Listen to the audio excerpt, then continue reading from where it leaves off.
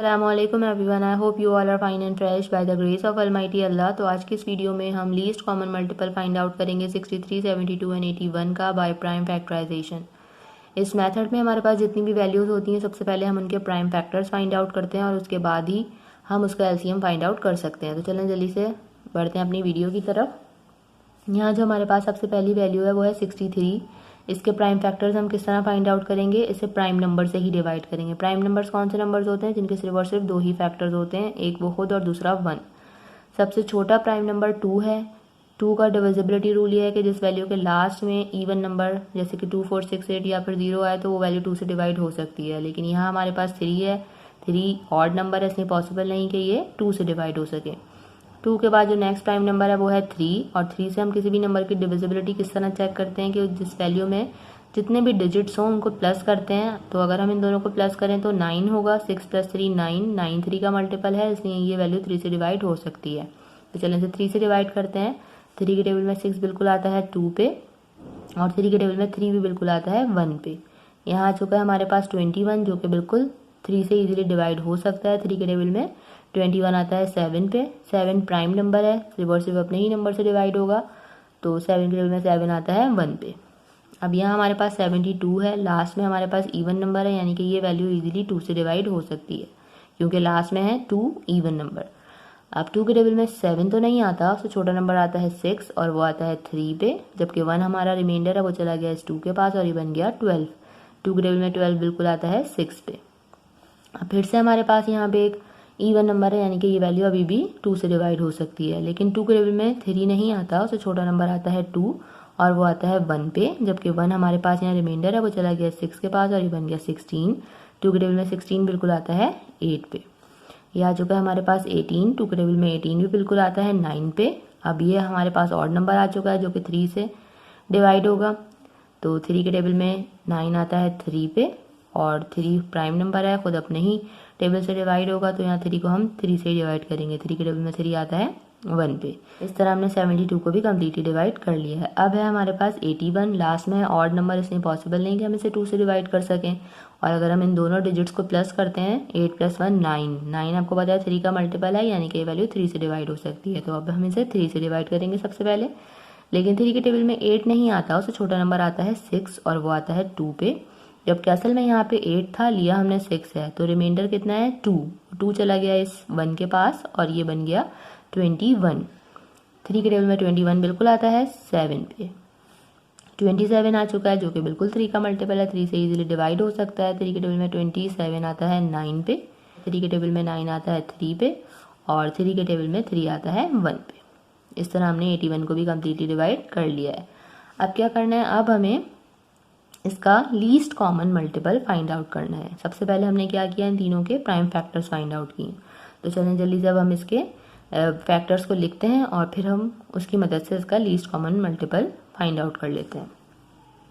सबसे पहले हम यहाँ लिखेंगे 63 के फैक्टर्स। ठीक है, 63 के कौन से फैक्टर्स हैं, ये तमाम 63 के फैक्टर्स हैं।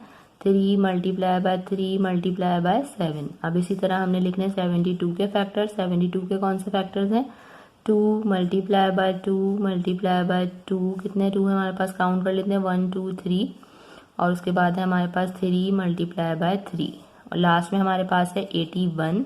81 के कितने फैक्टर्स हैं हमारे पास, 3 × 3 × 3 एंड × 3।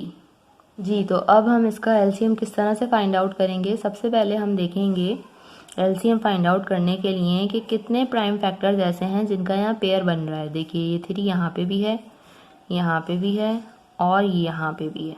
ठीक है, यानी कि एक हमारे पास 3 का पेयर बना, जिसका पेयर बना वो पेयर बन के बाहर आ गया और उसे हमें सिर्फ और सिर्फ एक ही बार लिखना है। ठीक है, एक यहाँ 3 का पेयर बना।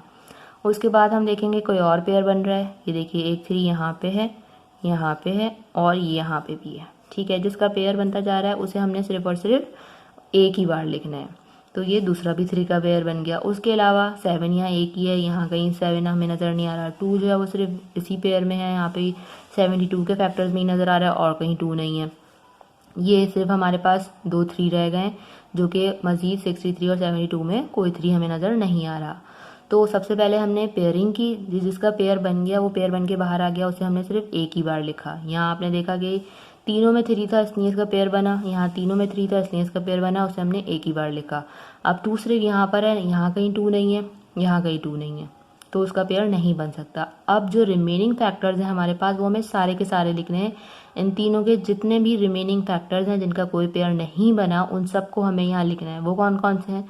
सबसे पहले तो हमें यहाँ 7 नज़र आ रहा है, 7 लिखा हमने। उसके अलावा और कौन से फैक्टर्स हमें नज़र आ रहे हैं जो जिनका कोई पेयर नहीं बना? 72 में हमारे पास यहाँ पे 3 2 हैं, तो हम उन सबको लिखेंगे multiply by 2 multiply by 2 multiply by 2। और 81 में हमारे पास 2 3 हैं, 3 मल्टीप्लाई बाय 3। अब एलसीएम के लिए हम क्या करेंगे? इन सबको करेंगे मल्टीप्लाई, तब हमें पता चलेगा 63, 72 एंड 81 का लीस्ट कॉमन मल्टीपल। तो चलिए जल्दी से इनको मल्टीप्लाई करते हैं। 3 times 3 is 9, 9 times 7 is 63।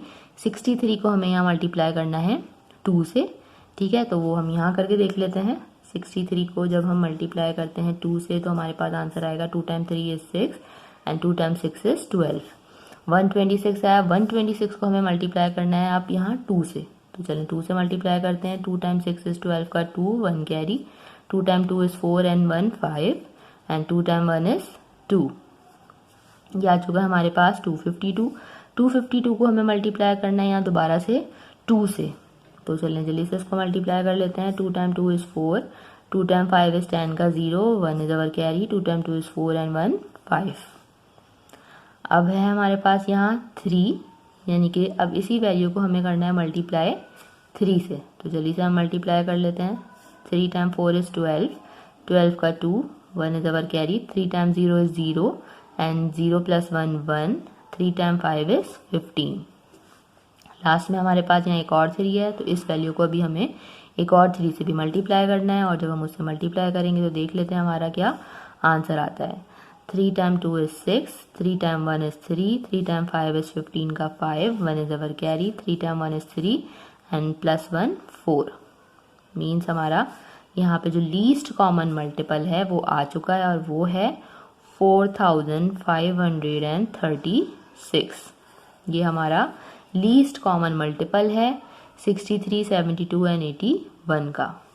Hope कि वीडियो आपको अच्छे से समझ आई है। अगर ये वीडियो आपको पसंद आई है तो इसे लाइक और शेयर जरूर करें, और मेरे चैनल को भी सब्सक्राइब करें। इंशाल्लाह बहुत जल्द मिलती हूँ आप सभी नेक्स्ट वीडियो में। अपना बहुत ख्याल रखिएगा।